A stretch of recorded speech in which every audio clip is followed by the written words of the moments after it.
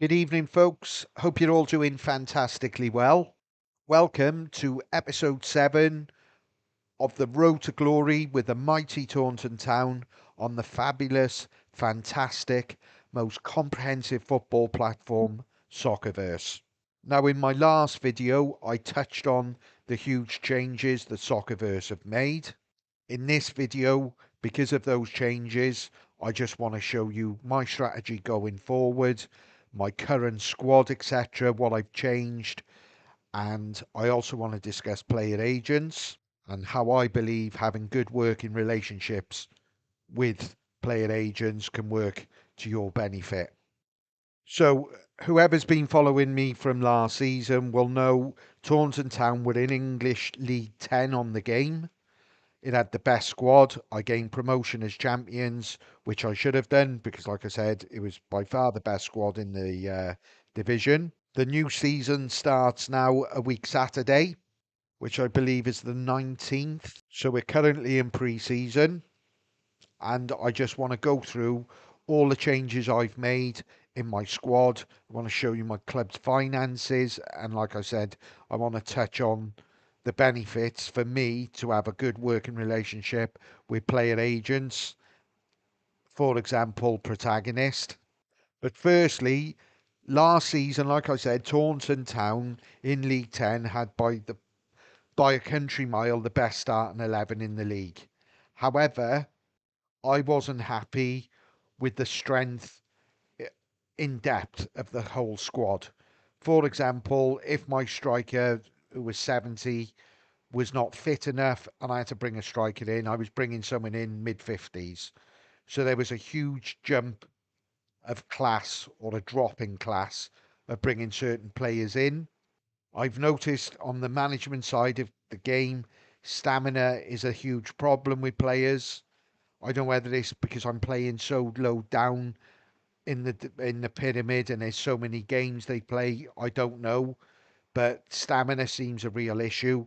So my plan is to get a strength in depth squad.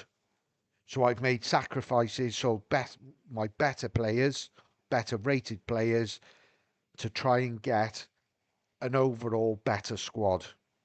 I believe I've achieved that. I will show you the transfer history now. Now, I'm not going to go through every transfer that I've made, just point out a few that spring to mind. The two that jump straight to mind is Ayari and Ronnie Lee Edwards. Protagonist is their are or is the player's agents on both. I spoke to Protagonist and said, look, Ayari's rated 77, Ronnie Lee Edwards is rated 75, I believe. It's a bit of an overkill to have those highly rated players playing in English League 9. As you're the agent, would you want to move them? Because it will do us both a favour. Because one, obviously for me, I'm going to get a massive cash injection into Taunton. Because Ayari, as you can see, went for 20 million and Ronnie Edwards nearly 14. So there was 34 million came into the club basically, which for a club in League 9 of English football is huge amount.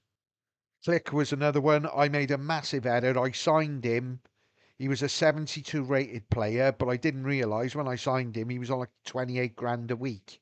Now for a club in again in League 9 of English football, it's not sustainable to be paying someone that amount weekly. It would have made the club finances where I was probably going to have to keep putting cash injections into the club, and I just wasn't prepared to do that on one player. So again, I asked Protagonist, could he speak to his contacts within the game? Could he get Click moved? And sure enough, he helped me out and he done that, so that was fantastic. I actually made £1 million, which I've only just realised in a couple of days, but that's not the point of this. The point of it was just getting him off my books because I'd messed up, signed him on too high wages, and like I said, Protagonist got me out of a hole. Now I've signed loads of players from the free bench.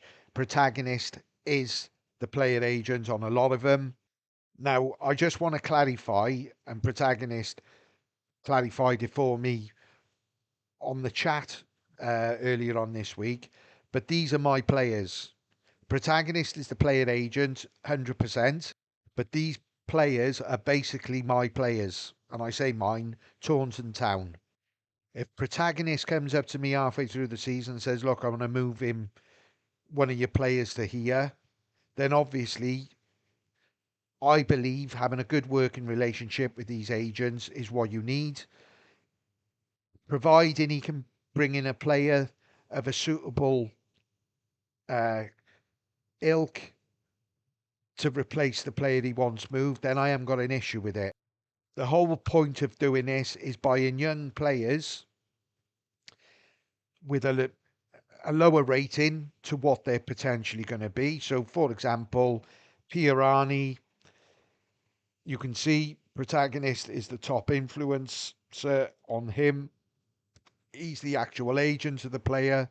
Now, I've bought him as a rated 68.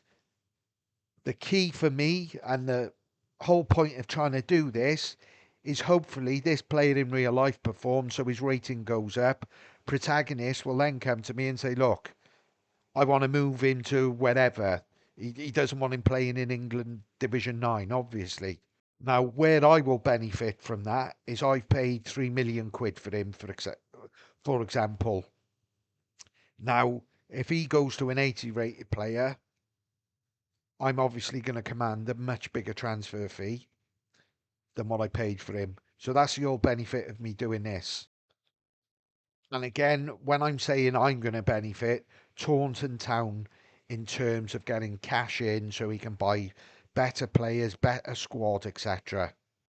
So for me, this is why anyone who I've seen on Discord who are going to antagonise player agents, I just don't get it personally. For me, the biggest strength of Soccerverse is the ability in this little chat window down here is to communicate with any player on the game or any user. That could be a manager, player agent, whatever. That is a huge strength for me of this game, and it's one of the key reasons I got involved in it. It's there for a reason, in my opinion, and that reason is to strike good working relationships 100%. I've clearly demonstrated the advantages of having good working relationships with protagonists, for example. I have got players in the club that I wouldn't have ever dreamed of getting into the club. He's also helped me out in terms of selling certain players to get cash in for Taunton. The click example I showed to get him out of the club because he was on too high wages. These people are highly influential in the game, whether you like it or not. That's just a fact.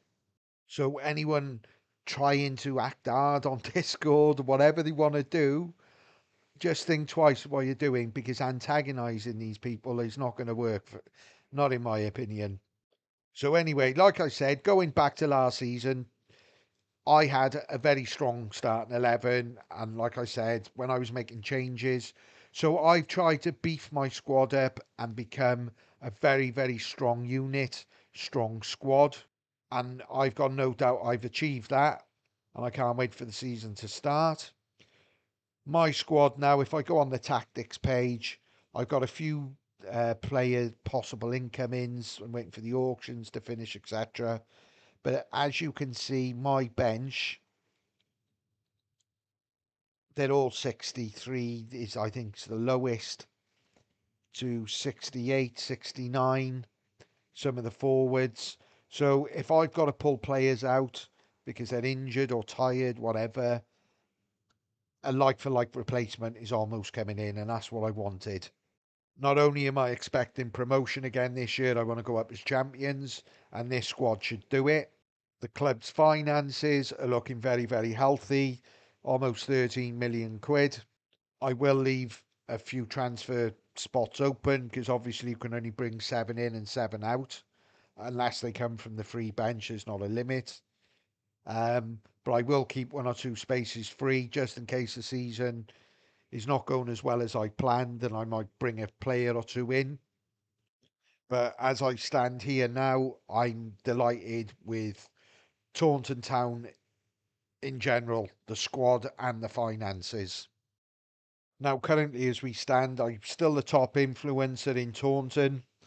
My objective from day one is to take Taunton as high as I possibly can. The Premiership would be absolutely fantastic, but if I can get him to at least Division 4, Division 3, then I will be delighted with that. And the hope is then people start investing into the club and buying shares, etc. So the share price goes higher than what I actually paid for when they were in League 10.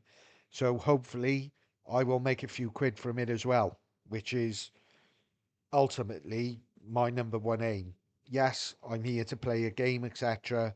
But if I can make money, that is my number one priority. So, like I said, I can't wait till the 19th of July to kick this season off. I won these seasons. I don't want to wish my life away, but I know the season lasts 6 months, but I want to just get up the leagues as high as I possibly can, as quick as I can. And I believe once I've done that, having good working relationships with player agents is going to become even more key. So that's for the. Oh, well, I can't even get my words out. That's it for this episode, guys. Really appreciate you watching the video and supporting the channel. And I'll catch you on the next one. Cheers, guys.